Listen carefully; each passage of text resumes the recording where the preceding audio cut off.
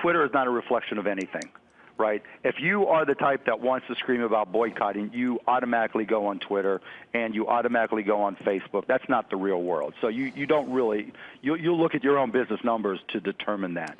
But, you know, from a bigger picture, you know, you do what you think is right. You know, you've got employees that you have. Let me take one step back.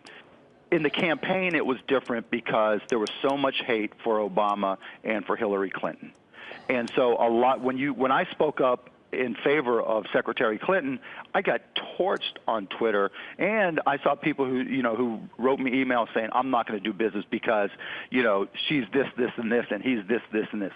Those days are gone. He won. He's our president. He's the president most likely for the next 4 years. You know, he's our guy.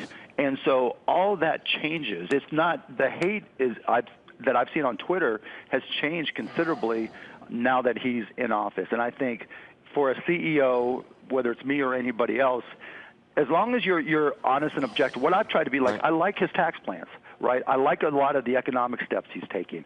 I am for reviewing the vetting. I think we can introduce new technology that makes our vetting of refugees and potential immigrants much stronger.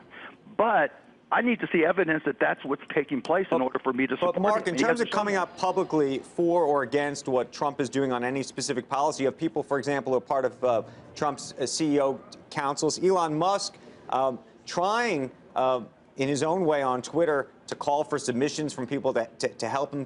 But then there are a lot of people who said Elon Musk should be a lot of people went on Twitter and said you should be speaking out much more publicly against the president. Of course, he's part of this council, and I imagine thinks that at least he has a better opportunity given the communication that he should be able to have privately.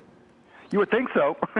But again, we don't know I don't know what Trump's leadership style is, right? In my engagements with him in the past during the primaries, you know, it wasn't like he got into in-depth policy, right? It wasn't like that was his thing. And Donald Trump is not a reader. Donald Trump is not somebody who's going to try to know every nuanced element of his policies before they go out. At least he wasn't. I don't think that's changed. And so because of that, it's hard to really communicate at any in-depth level with him. That's been my experience, right? Now, who do you communicate with outside, you know, in his circle?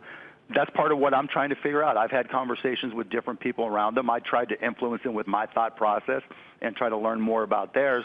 But there's still a lot of certainty in my mind, and I'm sure in other CEOs' minds, about the best way to communicate, to influence, to learn from Donald Trump and the people around him, because we don't really understand his management style yet. He obviously is not a politician. That's a good thing in my mind. But at the same time, until he does a better job of communicating his vision, until he does a better job of being a leader, I don't think he's done anything as a leader yet at all.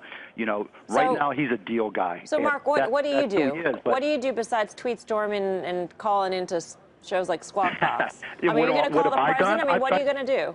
I've reached out to every single person. I've reached out to him, to his assistant, and you have called Donald Trump. Okay, you got no response. I emailed. I didn't call him because I don't have a number anymore. Or you emailed him?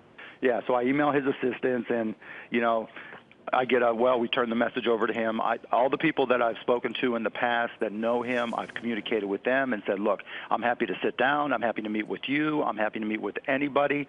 And, you know, if I can help in any way, shape, or form, I'm happy to do it. I may not agree with him. He wasn't my guy in their campaign, but he's my guy now. This is my country, and it's country first. And where I agree with him, just like you heard me say just now, I will say I agree with him. Where I disagree, I will. And that's the political process. And did I do the same thing with Obama? Yes. If you go back to my blog, I ripped Obama about not being inclusive of entrepreneurs, about not having programs. So it's not about picking on Donald Trump. It's about doing what I think is right. Hey there, thanks for checking out CNBC on YouTube. Be sure to subscribe to stay up to date on all of the day's biggest stories. You can also click on any of the videos around me to watch the latest from CNBC. Thanks for watching.